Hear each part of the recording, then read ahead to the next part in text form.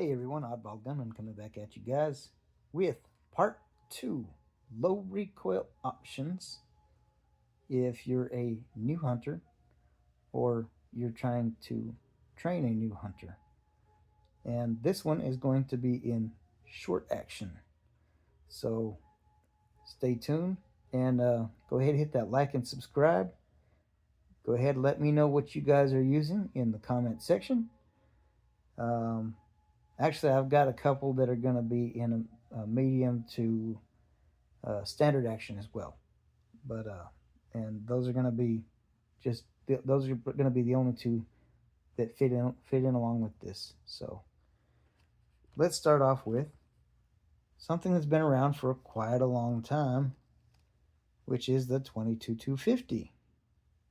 22-250 is a very light recoiling option, which of course this one as well as the next three offerings are going to be controversial as they are a 224 caliber. And of course, 224 caliber is outlawed in a couple of states, so know your state's laws. But these ones are going to pack enough punch to get the job done for deer and hogs, as well as, of course, any varmints. So, like I said, 2250, and then let's go ahead and mention its counterpart, 22250 AI. 22250 AI is significantly more powerful than your standard 2250 because the Ackley improved cartridge casing, it just gives you so much more powder charge. So and it's going to compare to not the very next one I mentioned, but the one following that. So 22 Swift, or not, my bad, 220 Swift. 220 Swift, that's a fast moving 22 caliber bullet. And that, much like the 22-250, offers you very light projectiles. But if you put a fast twist with that 22-250, you can shoot small to very heavy bullets, depending, or very heavy and or higher BC bullets, depending on the twist rate that you put on it. So if you put like a 1/8 twist on it, you can push all the way up to 80 grain and still easily push those the 50 grains, 40 grains. You can push those projectiles pretty fast. Now the next one I'm going to mention is 22 Creedmoor. 22 Creedmoor, it's going to outperform your 220 Swift, and it's going to outperform the standard 22-250, both with velocity and with the faster twist barrel. So now, if you compare that directly to 22-250 Ackley improved, you're looking at almost identical ballistics. So the only complication with 22-250 AI is it's not standardized. It is a hand loader's cartridge. So if you choose to get that Ackley improved and with a faster twist rate barrel, then and you want a hand load, have at it, man. That's awesome. But why do that when you've got the 22 Creedmoor? Now, I did mention a cartridge in the last video, which was the 223 WSSM. That one with a 1/8 twist, if you can get it with a 1/8 twist, that will match pretty close up with the 22-250 AI and the 22 Creedmoor. It's almost directly a direct match. It's incredible. So definitely worth mentioning if you're still wanting to go look back and go into a mini action. But that, of course, would be going right back into that 22-250 AI. you'd be reloading to get those longer, sleeker projectiles for the 223 WSSM with a 1 and 8 twist. Whereas Hornady is providing, I believe, the 55 grain projectiles with 223 WSSM. So, moving on up, is your 6mm projectiles. Starting with, let's start with the older casing cartridge, 243 Winchester. 243 Winchester has killed so many deer. So many deer. There's nowhere I can't look on YouTube or just a simple Google how many deer have been taken with 243 Winchester. So definitely a very relevant cartridge, but of course it's definitely a varmint cartridge as well, dropping coyotes left and right. Perfect for small to medium game. I wouldn't say exactly small, game like rock chucks or anything like that. But I mean, I guess you could. You just might have a little bit more damage. But if you're wanting coyote hides, 243 is great. 22 Creedmoor was more specifically designed for coyote hunting because it does have a little bit less hide damage. Now, next to the 243 is your 6mm Creedmoor, which is using that 6mm bullet or 243 size diameter bullet, but in a more efficient, slightly less powder charge, and also using a faster twist, the longer, sleeker bullets, and it still gives you very low recoil. So let's move up to 257 Roberts. 257 Roberts has been known to be a great deer cartridge. Now, its original standardization gave it very low pressures. So it initially, the design of that cartridge wasn't meant to push bullets very fast. However, you can buy plus P in 257 Roberts. I believe Hornady loads it. And with a standard 257 Roberts, you can get pretty decent velocities. Now, that being said, you can always add the Ackley Improved to the 257 Roberts. Ackley Improved 257 Roberts is definitely going to outperform this next cartridge, which is the 25 Creedmoor. Now, if you were to do a 257 Roberts AI with a fast twist rate, then yes, it absolutely will. It'll outperform the 25 Creedmoor.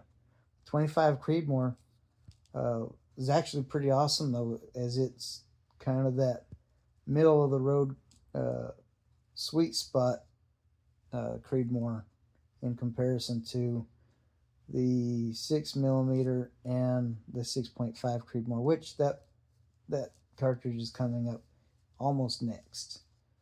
But it's definitely good for target practice and competition. I believe that's really what 25 Creedmoor is really, really good at, more so than anything else, is competition. But it's definitely a good option for deer hunting at practical ranges. And that's one thing I'm going to mention, especially with these next few cartridges, as the velocity kind of diminishes as the caliber gets larger. So 260 Remington. 260 Remington is an excellent deer cartridge. It's that 6.5 caliber, or actually it's a 264, or .264 caliber So it's definitely significant compared to, say, for instance, a 243 or 6 millimeter. It's going to be a larger diameter. So definitely worth noting. Great deer cartridge. Excellent. Which here comes the 6.5 Creedmoor with the fast twist, slightly shorter case capacity, and of course designed with for the longer, sleeker, heavier bullets. Um, I don't know that you can do the AI treatment to 260 Remington, but I imagine if you wanted to, you could try to do that with the fast twist barrel. Not sure exactly how much more uh, performance you could get with it, since the longer, sleeker bullets are going to take up some of that case capacity. Uh, but it's definitely worth trying if you're, trying to seek performance beyond the 6.5 Creedmoor in a short action. But with that said, there's something else that I can mention here in just a second that's going to do much better than that. So, 7mm 08. 7mm 08 is said to be an excellent elk cartridge. You heard me right, elk cartridge. Why? The 7mm is a great diameter, and it's a little bit less recoil than 308, and it's going to be very significant for actually long ranges, or should I say, decent ranges. But I'm not done. There's a couple. There's a couple more cartridges that I have to mention. So, uh,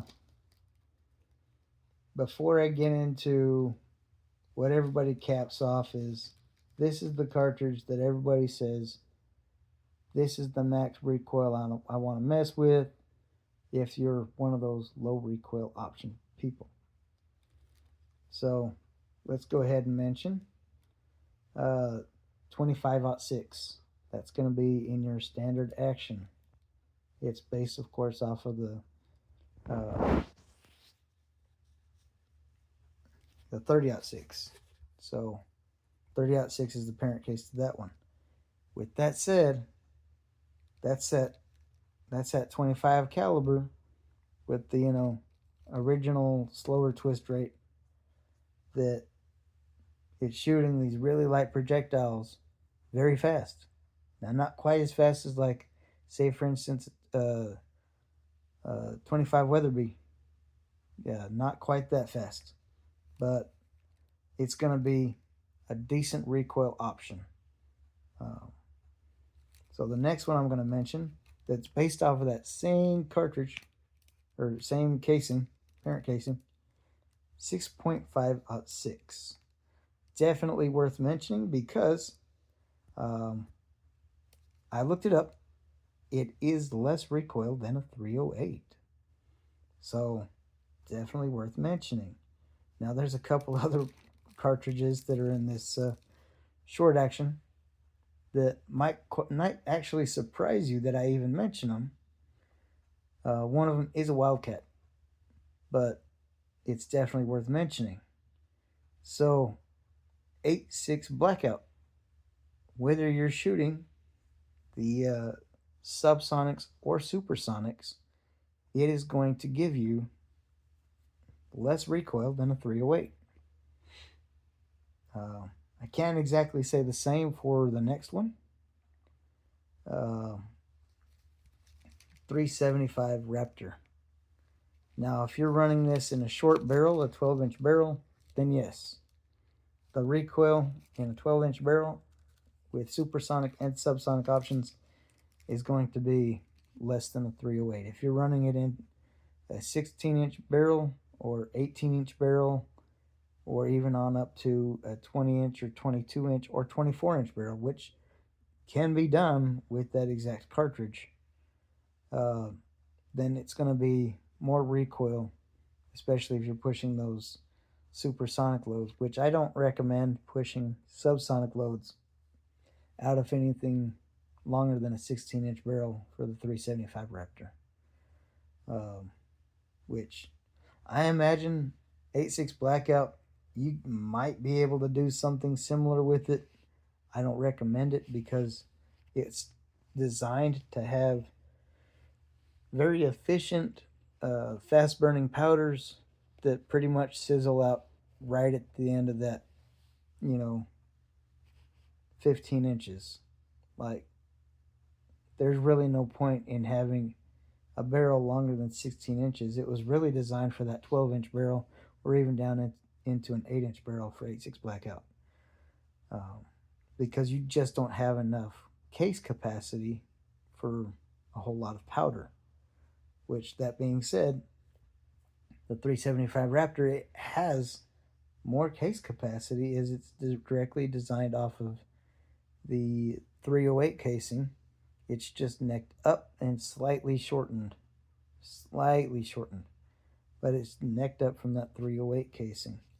It's not chopped down like the 6.5 Creedmoor or any of the Creedmoor casings, whereas the 8.6 Blackout it's chopped down even less than the Creedmoor cases, and it's, like I said, it's designed to be very, very efficient with just a little bit of powder charge.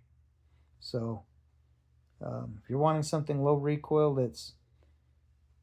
that you can throw a can on, and you're wanting to train somebody on something really fun, and now a lot of people get this twisted. 8.6 Blackout is not a home defense option. It is not a home defense option. It is a hunting cartridge. I would not use it for home defense because it would definitely overpenetrate. 375 Raptor is not a home defense option. It is a hunting cartridge. But with 375 Raptor, like I said, if you're using a 12-inch barrel, yeah, it's going to be less recoil than a 308. If you're getting up to a 16-inch barrel and you're using supersonics, it's going to be just a little bit more recoil than a 16-inch barrel 308.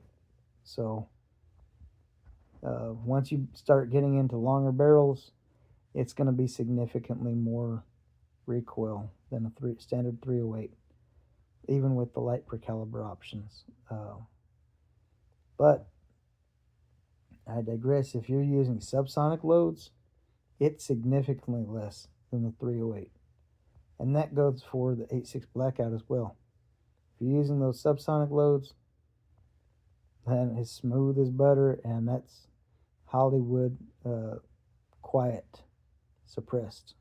So definitely good options if you're looking for something that's going to be, for a new shooter or low recoil. Then, of course, I have to mention, of course, the 308 Winchester. That's going to be, like I said, what most people cap out on is what they're willing to deal with for recoil. Now, there's people like me who could care less. 30-06. 30-06 is awesome. 300 WSM. It's awesome. It's not going to be low recoil. And all of these cartridges are going to be less than, say, 6.5 PRC. I don't know, 6.5 PRC might follow into that same boat. Right in along with these as well. And then, a step up from that would be something like 6.8 Western is going to give you more recoil than 308. The 7mm PRC, that's going to be more. And, of course, 300 PRC is going to be a little bit more recoil than the 300 Win Mag, if not matching identical. So that's definitely not an option if you're looking for something low recoil. Anyways, if you guys like what you see, like what you hear, Like I said at the beginning of the video, like and subscribe. I'll see you guys in the next video. Oddball Gunman out.